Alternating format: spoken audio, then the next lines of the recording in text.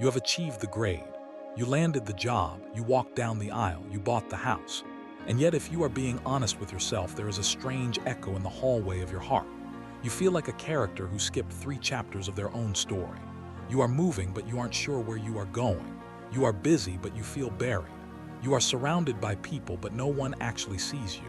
That nagging sensation, the one that whispers, "Is this all there is?" That is the feeling of being lost. Not physically, but existentially. You are not alone in this. In fact, some of the greatest heroes of the Bible felt the exact same way, often while they were standing in the middle of God's will. Let's start with a man who had every reason to feel confident. His name was Moses. In Exodus chapter 2, Moses is a prince of Egypt. He has the finest education, the sharpest chariots, and the heaviest gold. He has power, prestige, and a future that any politician would kill for. But deep down, Moses knows he is wearing a mask. He is a Hebrew living in the house of his oppressors. One day, he sees an Egyptian beating a fellow Hebrew, and his pent-up rage explodes. He kills the Egyptian and buries him in the sand. He thinks no one saw. But the next day, when he tries to break up a fight between 2 Hebrews, they sneer at him and say, "Who made you a prince and a judge over us? Are you going to kill us like you killed the Egyptian?" In that single moment, Moses realizes the game is over. He is not a hero. He is a fugitive. He runs for his life into the desert of Midian. The prince becomes a shepherd. The man who had a zip code now sleeps in caves. Imagine the silence. Moses sits by a well wearing dusty robes, watching sheep eat dry grass, and he thinks, "I am 40 years old and I have completely ruined my life."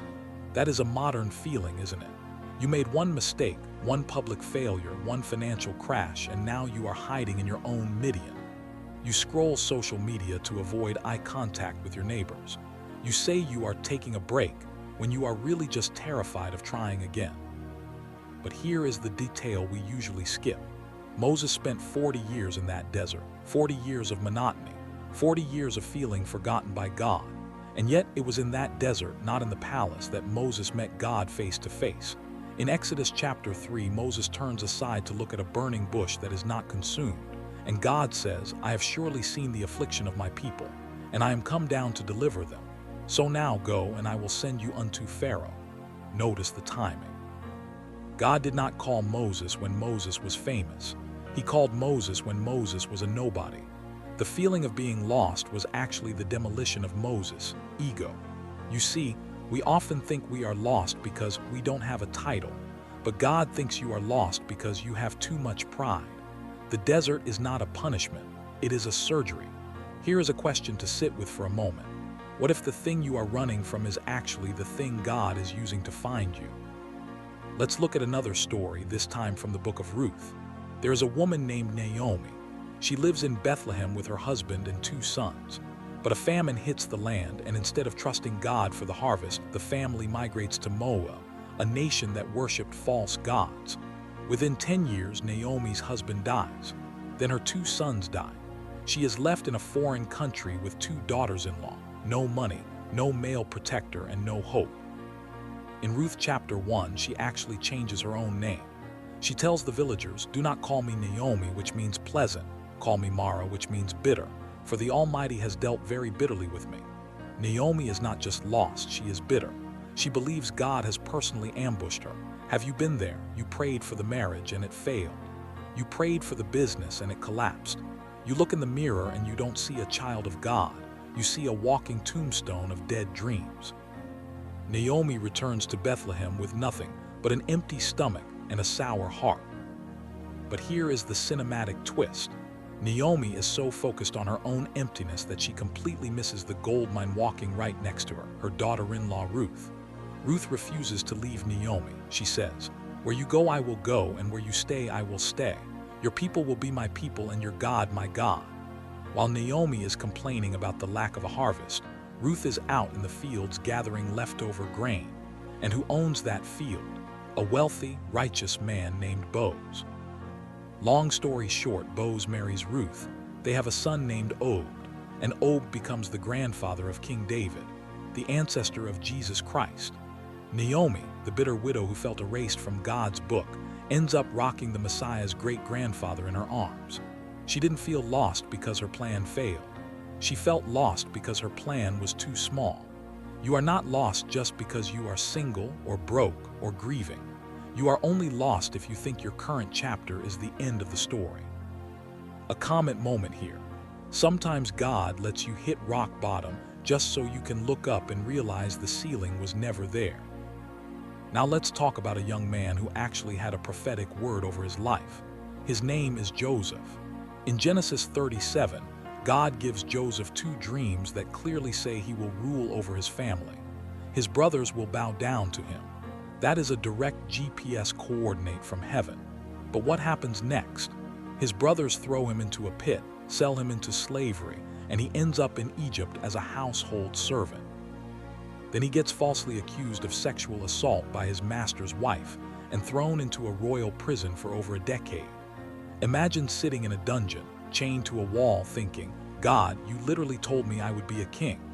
How is a prison cell part of the plan? Joseph felt lost. He felt forgotten. The butler who promised to remember him forgot for 2 full years. 2 years of waking up to the same stone floor, the same sour bread, the same silence from heaven. But here is the lesson that changes everything. In prison, Joseph did not sulk. He served. He managed the other prisoners. He interpreted dreams for a cupbearer and a baker. He stayed faithful in the hallway while he was waiting for the throne. And when the timing was perfect, Pharaoh had a nightmare that no one could solve. The butler finally remembered. Joseph was pulled from the dungeon, shaved, cleaned up, and brought before the king. He interpreted the dream about the 7 years of famine, and Pharaoh said in Genesis 41, "Can we find such a one as this, a man in whom the Spirit of God is?" Joseph went from inmate to prime minister of Egypt in a single afternoon. He didn't just survive the famine, he saved the entire known world. Looking back at his lost years, Joseph told his brothers, "You intended to harm me, but God intended it for good." That is the deep revelation. You are never truly lost when you are with God. You are only in transit. The detour is the destination. The delay is the defense. The pit is the passageway to the palace. So let me ask you again, are you really lost, or are you just in a season that doesn't make sense yet? Think about the modern world we live in. We have Google Maps that can pinpoint a coffee shop in Tokyo within 3 seconds. We have GPS on our watches that tracks our sleep cycles. And yet, anxiety and depression are at all-time highs. We have more data about where we are going, but less peace about why we are going there. We are like the rich young ruler in Mark chapter 10. He runs up to Jesus, kneels down, and asks, "Good teacher, what must I do to inherit eternal life?"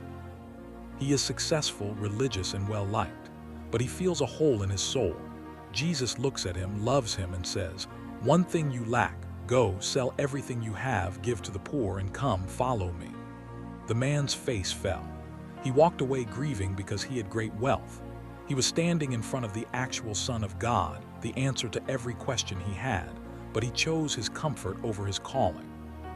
He felt lost because he was holding onto a map that led to a city that was burning down. You might feel lost right now because you are asking God to show you the next 5 years.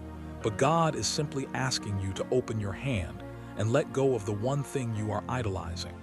It might be a relationship. It might be a reputation. It might be a secret sin that you think is protecting you. The good news is that Jesus specializes in finding lost things. In Luke chapter 15, he tells a parable about a shepherd who has 100 sheep. One of them wanders off. The shepherd doesn't say, "Well, I have 99. That is a good percentage." No. He leaves the 99 in the open country and goes after the one lost sheep until he finds it. And when he finds it, he joyfully puts it on his shoulders and goes home. Notice the imagery. The sheep is not dragging itself back to the pen. The shepherd carries it. You do not have to fix your life before you come to God. You do not have to feel certain before you pray. You just have to stop pretending that you know the way. The admission of being lost is the very posture that allows God to rescue you. So why do you still feel lost? Perhaps it is because you are looking for a destination, and God is offering you a relationship. You want a roadmap. He wants to hold your hand. You want a 5-year plan. He wants to walk with you through the wilderness. feeding you manna every morning so that you learn to trust his voice more than your vision. The feeling of being lost is often the Holy Spirit's way of detoxing you from self-reliance. It is the sacred disorientation before the divine reorientation. Moses lost a palace but found a purpose. Naomi lost a husband but found a legacy. Joseph lost a robe but found a nation. You might have lost a season, a friendship, a job, or a dream. But if you are still breathing, you are not lost. You are just in the wilderness, and the wilderness is not the end. It is the womb of your next chapter. Look up. The same God who spoke to Moses from a burning bush is whispering your name right now. The same God who wove a royal lineage out of Ruth's tears is weaving your broken threads into a tapestry you cannot yet see. You are not a mistake. You are not forgotten. You are just being carried by the shepherd, and he knows exactly where he is going. Your job is not to see the whole staircase. Your job is to take the next step and trust the sound of his voice. If this message resonated with the lost sheep in you, I want you to do 3 things right now. First, pause and reflect. Where in your life are you pretending to know the way? Second, share this video with someone who feels stuck in their desert. Sometimes the greatest gift you can give a friend is the permission to admit they are lost. And third, comment one word: carry. Let me know that you are choosing to trust the shepherd today. And if you are ready to stop wandering and start walking with purpose, make sure you watch the next video in this series. Why your pain has a name. Because once you realize who is walking with you, you will never truly be lost again.